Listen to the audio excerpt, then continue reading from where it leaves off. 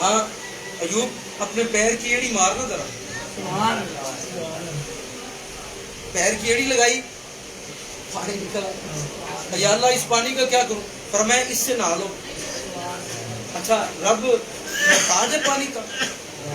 نہیں. کیا وہ قادر مطلق نہیں ہے؟ ان کہنے سے سب کچھ کر نہیں سکتا. ایڑی لگائی, پانی نکلا, ہاں پی بھی لو. پیا, جب سر پہ ڈالا نا تو جسم پہ ایک بھی بال نہیں تھا. مفسرین کرام اتنے جو پانی نیچے آ رہا تھا نا جسم کے اوپر سے بال بھی اگنے شروع ہو گئے. پانی پیا تو اندرلی ساری بیماری. فرماتے ہیں آپ نے لوگوں کو وضو کروایا اور اللہ نے شفا دے دی. آپ نا بستی کے باہر نکلے نا, ایک کھیت سے گزر رہے تھے, ایک کتا پڑا ہوا تھا, اس کی گردن میں نا یہاں پہ کیڑے پڑے ہوئے. آج تو بندوں کو نہیں پوچھتے بھائی, آج تو باپ کو کھانسی آ جائے کہتے اس کی 4 پہ علیحدہ کرنی, میرے بچوں کو جرم سے لگتے ہیں. بستر علیحدہ باپ کا, برتن علیحدہ, پانی کی بوتل علیحدہ رکھ دی جاتی. ابا تینوں ضرورت ہے تو پی لیں. یہ میں معاشرتی معاملات کو بتا رہا ہوں, بے شک. راز نہ ہوئیے. آپ جب کتے کے قریب سے گزرے نا تو اللہ نے کتے کو بولنے کی طاقت عطا فرمائی. کس نے طاقت عطا؟ اب بندہ پوچھے قرآن میں لکھا ہوا ہے کتا جانور بولتا ہے, قرآن نے ثابت کیا جانور بولتا ہے. ٹائم مختصر ہے, نہیں تو بتا دوں میں. اچھا جب آپ گزرنے لگے کتے نے کہا حضرت وہ اللہ کی مخلوق ہے تو میں بھی تو اللہ کی مخلوق ہوں. سبحان اللہ. اب اس کو پتا تھا نا یہ وہ بابا ہے جس کے اوپر سے شفا ملتی. کتا پہچان گیا اللہ کے ولی کو. اللہ بندے رہ گئے. بندہ جاتا ہے اس پیر کے طویل جو کہتے ہیں فوری, ایسے ارجنٹ, ایمرجنسی, میں گھر پہنچوں کام پورا ہو جائے. اگر نہ اثر ہوگا نہیں وہ پیر ایڈا کو نہیں کامل ہے بھائی, بیٹھ فوری بھی. اور جب گزرے نا تو کتے نے کہا وہ اللہ کی مخلوق ہے تو میں بھی تو اللہ کی مخلوق. آپ نے مرید کو کہا ٹھہر تو جا, آپ نے بیگ میرا لاؤ. آپ کے پاس نا ایک مرہم تھی جو آپ زخموں کو لگاتے تھے. آپ نے نکالی, آپ نے زخم کتے کے زخم پہ لگا. یہاں تو باپ کو کوئی نہیں لگاتا ہے. ساری زندگی اس باپ نے تیرے گند کو صاف کیا ہے. آج کسی وجہ سے وہ 4 پائی کی ہے تو جو ہے وہ ناک چڑھاتا ہے, نزدیک نہیں جاتا. کہتے ٹیمپر لگا دو, صفائی کے لیے آسانی ہوتی ہے. امام فخر الدین رازی نے لکھا ہے جو اپنے باپ کی خدمت کرے نا اس کا پخانہ صاف کرے, اس کی حاجت کو پورا کرے. امام فخر الدین رازی علیہ رحمہ فرماتے ہیں میں گارنٹی دیتا ہوں وہ بندہ جہنم میں جا ہی نہیں سکتا. شرط یہ ہے کہ باپ بھی مومن ہو, بیٹا بھی مومن. سبحان اللہ. اچھا آپ نے لگائی, مرم لگائی. آپ نے فرمایا نہیں یار اس طرح کرو, اپنا رات ذرا ہو رہی ہے آج ادھر ہی رکتے ہیں. پرویشوں کی کیا بات ہے. آپ تہجد کے وقت اٹھے نا تو دیکھا کتا مرا پڑا.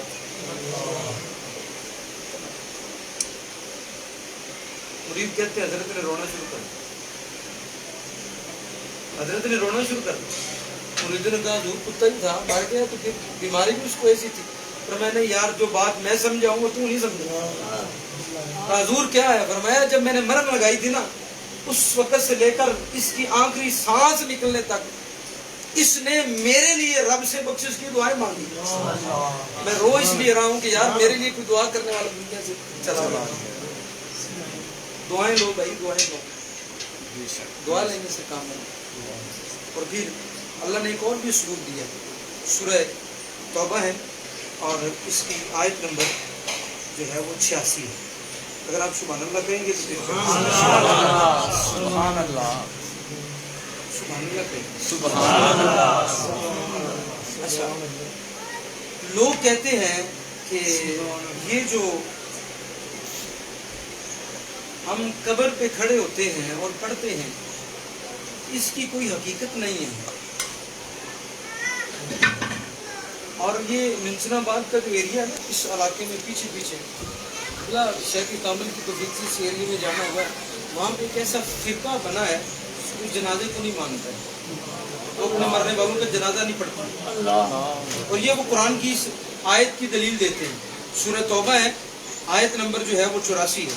کہتے ہیں اللہ رب العزت نے فرمایا اعوذ باللہ من الشیطان الرجیم بسم اللہ الرحمن الرحیم، فرمایا وَلَا تُصَلِّ عَلَىٰ أَحَدٍ مِّنْهُمْ مَاتَ أَبَدًا. اللہ نے اپنے محبوب کو فرمایا محبوبہ ان کا جنازہ نہیں پڑھنا. انہوں نے اس بات کو دلیل لے لیا کہ اللہ اپنے محبوب سے فرماتے ہیں ان کا جنازہ نہیں پڑھنا. اس کا مطلب یہ ہے کہ جنازہ ان کا ہوتا ہے جو ایمان والے ہوتے ہیں، لہذا جنازے کی ضرورت کوئی نہیں. قرآن کے اندر ہے وَلَا تُصَلِّ عَلَىٰ أَحَدٍ، ان پر جنازہ نہیں پڑھنا میرے محبوب مات ابدا، جب یہ مر جائیں جنازہ نہیں پڑھنا. اور پھر فرمایا وَلَا تَقُمْ عَلَىٰ قَبْرِهِ، محبوبہ ان کی قبر پہ بھی نہیں کھڑا ہونا. جو میں بات سمجھانے لگا ہوں سنیں ذرا. فرمایا وَلَا تَقُمْ عَلَىٰ قَبْرِهِ، ان کی قبر پہ بھی نہیں کھڑا ہونا. اللہ سمجھانا کیا چاہتا ہے، بتانا کیا چاہتا ہے؟ اللہ فرماتا ہے سمجھانا یہ چاہتا ہوں کہ قبر پہ کھڑا ہونا تو میرے مصطفیٰ کی عادت ہے. تم کہتے ہو قبر پہ جانے کے کرنے کیا جاتے ہیں. اور پھر حضرت عبداللہ ابن عباس فرماتے ہیں میں نے حضور سے پوچھا یا رسول اللہ، اللہ نے آپ کو روکا کیوں ہے؟ اللہ نے آپ کو روکا کیوں ہے؟ اور کن کا جنازہ نہیں پڑھنا، کن کی قبر پہ نہیں کھڑا ہونا؟ فرمایا اس کی قبر پہ نہیں کھڑا ہونا، اس کا جنازہ نہیں پڑھنا جس کے دل میں آل محمد اور اصحاب محمد کا بغض ہے. تفسیر پڑھ کے دیکھو.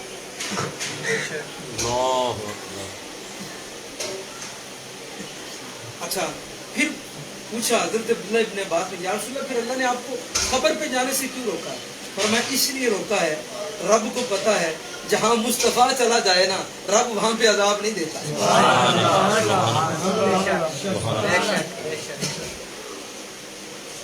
تو بتاؤ جہاں رب روکے سونے جانا نہیں، وجہ کیا ہے کہ جہاں مصطفیٰ کے قدم لگ جاتے ہیں، جہاں مصطفیٰ کا وجود آ جاتا ہے وہاں پہ اللہ عذاب نہیں. سبحان اللہ.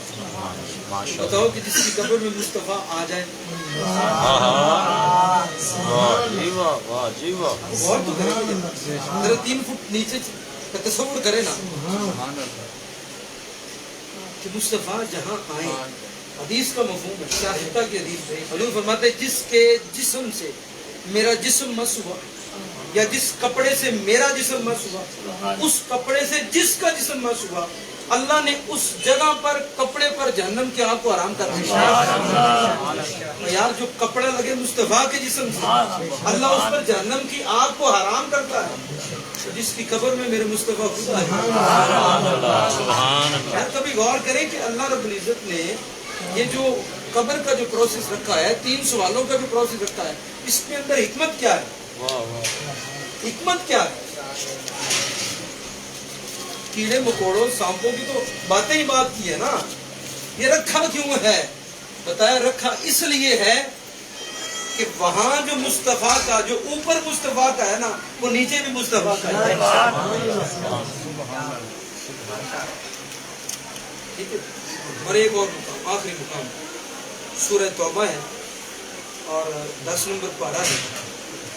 اور اس کے اندر اللہ رب العزت ارشاد فرماتا ہے کہ یہ جو دعا کا جو سسٹم ہے نا اس کے بارے میں اللہ رب العزت نے اس قرآن میں بیان فرمایا ہے.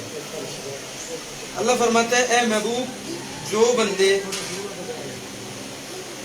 میرے بارے میں تجھ سے پوچھے، میرے بارے میں تجھ سے پوچھے. تگڑے حافظ کون بیٹھے ہیں یار؟ وَإِذَا سَأَلَكَ عِبَادِي فَإِنِّي قَرِيبٌ. اب اس میں وہ تو آگے آئے گا نا، آغاز کریں وَإِذَا سَأَلَكَ، جب میرے بندے تجھ سے پوچھے. میرے بندے کس کے بارے میں؟ اللہ کے بارے میں. فرمایا بات یہ ہے کہ رب ملے گا ہی اسے جو مصطفیٰ کی طرف دیکھے گا. یہ تو رب ڈائریکٹ دعائیں سنتا ہے، اس کے اندر جاتی کوئی.